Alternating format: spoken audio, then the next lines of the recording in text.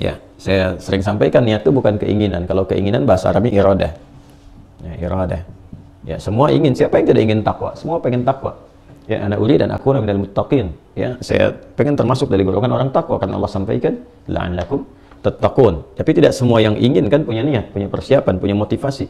Ya, cuman pengen aja, motivasinya apa? Nggak paham tujuannya untuk puasa, sehingga mentalnya tidak stabil. Ya, ada yang kedua di atas ini ada azam namanya. Ya, tekad. Saya bertekad nih puasa tahun ini akan lebih baik. Iya, betul. Tapi apa motivasinya? Persiapannya apa? Ya kan? Nah, niat itu menggabungkan semua ini. Jadi ketika seseorang berniat melakukan sesuatu, dia sudah punya motivasi yang jelas. Dia sudah punya arah yang jelas, sehingga terukur secara mentalitas. Ini kedudukan yang tertinggi. Jadi ketika ini digabungkan dengan ini dan dimasukkan unsur-unsur yang disebutkan, ini jadilah dia niat. Itulah yang dimaksud lewat sabda Nabi SAW yang tercantum di dalam Sahih Al-Bukhari misalnya. Kita ambil satu riwayat dulu yang tidak diragukan kualitasnya. Al-Bukhari di kitab yang pertama, kitab Bad'ul Wahyi. Bad'ul Wahyi topik 1, ya kan? Nomor hadis yang pertama, riwayatnya sahabat Umar bin Khattab radhiyallahu taala anhu. Umar bin Khattab ya, radhiyallahu taala anhu. Baik, langsung saja. Innamal a'malu binniyat. Ya kan?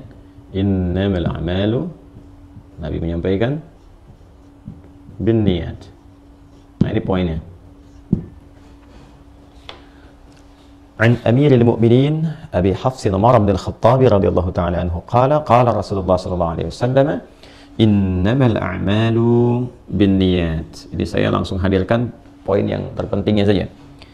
Innama adatul hasri, huruf pembatas yang membatasi semua segala hal dari informasi yang disampaikan, terbatas pada hukum yang terkandung dalam kalimat itu saja.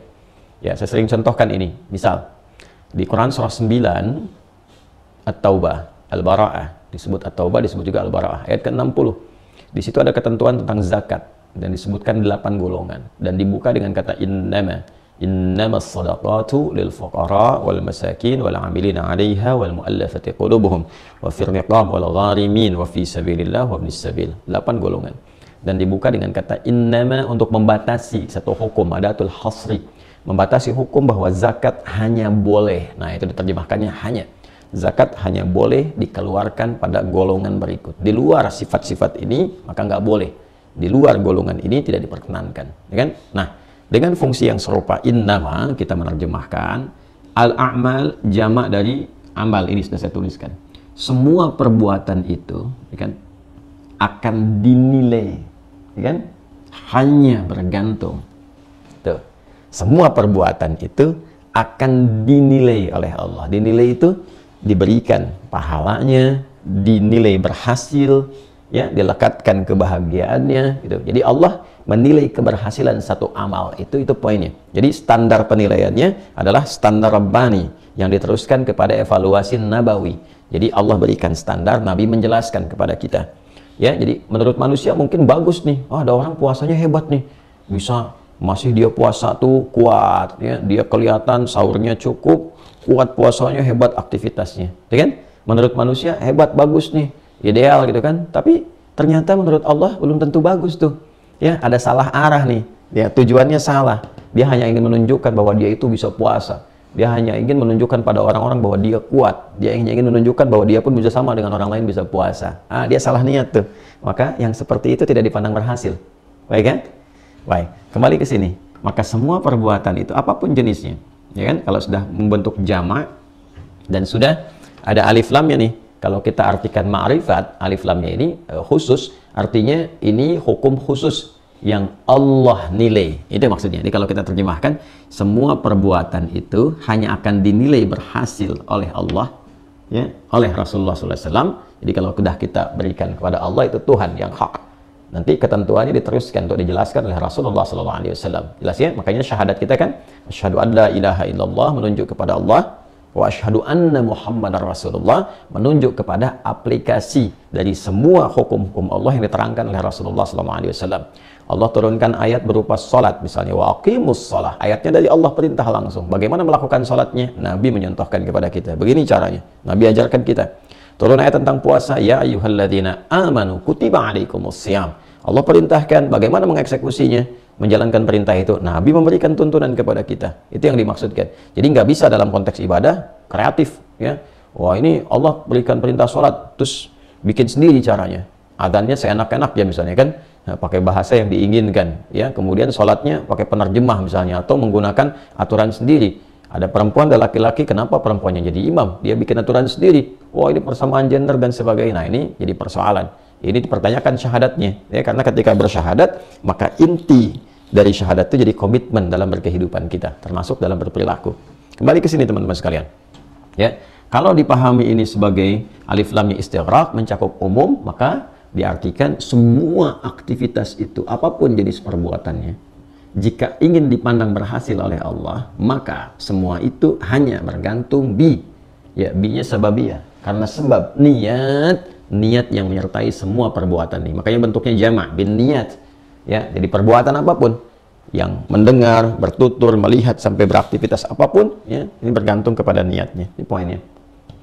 Ya, nanti kalau niatnya dilakukan berdasarkan petunjuk Allah Subhanahu wa taala dan juga berdasarkan petunjuk dari Rasulullah SAW, kan, yang dituntunkan kepada kita, maka itu yang kemudian dianggap berhasil dan benar. Faman kanat hijratuhu ila Allahi wa rasulihi fa hijratuhu ila Allahi wa rasulihi. Maka kalau motivasi dia beramal itu untuk membuat dia mendapatkan ridha Allah, kan, atau mengikuti ketentuan dari Allah dan Rasulnya, maka dia mendapatkan penilaian terbaik dari Allah dan Rasulnya.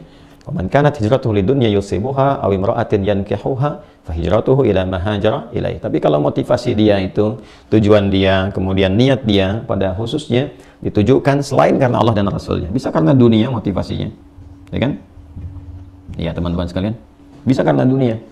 Ya, kita tidak tahu. Itu kan kembali kepada kolbunya, dan setiap orang bisa merasakan itu. Anda nanti tarawih, ya, sifatnya karena apa? Karena Allah, atau memang karena imamnya bagus Anda datang itu. Datang karena ingin imam, mendapatkan imam yang bagus itu kan, dan sebagainya. Betul, secara fikih imam yang bagus itu mesti ada. Sehingga DKM memfasilitasi pilih imam-imam yang baik, yang ketika dia membacakan ayat-ayat Quran ada sentuhan kepada jiwa, menampilkan kehusyuan, sehingga nyaman orang untuk beribadah pada Allah Subhanahu wa taala. Tapi bukan berarti itu untuk menjadi alasan bagi kita untuk memindahkan niat, tidak. Niatnya tetap lillah. Siapapun yang jadi imam, ya bismillah, itu kan saya ikuti karena Allah, saya berjamaah. Ya kan? Kemudian datang kita ke situ, berusaha mendekatkan diri kepada Allah. Jadi kalau kemudian ada orang datang misalnya, ini persoalan hati teman-teman sekalian. Kenapa sholat ke situ tarawihnya? Oh, karena imamnya bagus. Saya pengen dengar suara imamnya. Nah, bukan persoalan sholatnya, tapi karena imamnya. Sekalipun keadaan imam itu memengaruhi kepada keadaan sholat kita, tapi penjagaannya itu halus sifatnya. Dan dihisapnya berdasarkan ini, berpahala atau tidak. Jadi kalau nanti dapatnya hanya untuk urusan itu saja, dia dapat itunya aja, dapat ketenangannya aja. Artinya kenikmatan bacaannya aja. Oh udah, nikmat di bacaan. Tapi ukuran pahalanya, nah ini. Ada persoalan di dalamnya nanti. Kesuksesannya ada persoalan di dalamnya, apakah merubah dia menjadi apa yang Allah inginkan atau tidak. Nah, problemnya di niat nanti, ya, persoalannya di niat. Nah, ini halus sekali teman-teman. Jadi di Islam itu ketulusan itu dinilai tinggi. Jadi orang tuh kalau udah berlatih untuk tulus, ya, dia melakukan semua karena Allah, sampai segala hal itu jadi ringan bagi dirinya. Nah, itu dampaknya ke kehidupan akan nyaman. Nanti feedbacknya, jadi sisi pancarannya kepada diri kita itu dalam beraktivitas akan lebih nyaman, lebih tenang, jauh dari kekecewaan, karena semua itu sudah tergambarkan, tertuju pada satu titik, ya, titik ketuhanan hanya kepada Allah saja. Jadi dia bekerja tuh yang total saja, total, nggak terlalu peduli dengan pandangan manusia, yang penting dia profesional, dia kerjakan, kan? Ya, akhirnya dari situ apa? Hatinya lebih lapang. Ya, persoalan-persoalan diterima dengan lebih profesional, lebih baik, dia selesaikan, terukur, ya kan? Tapi pada akhirnya dia serahkan hatinya kepada Allah Subhanahu wa taala. Ya. Dari situ Allah berikan hasil yang sesuai dengan ridha-Nya. Ya, jadi tawakalnya tinggi. Ini aspeknya teman-teman sekalian.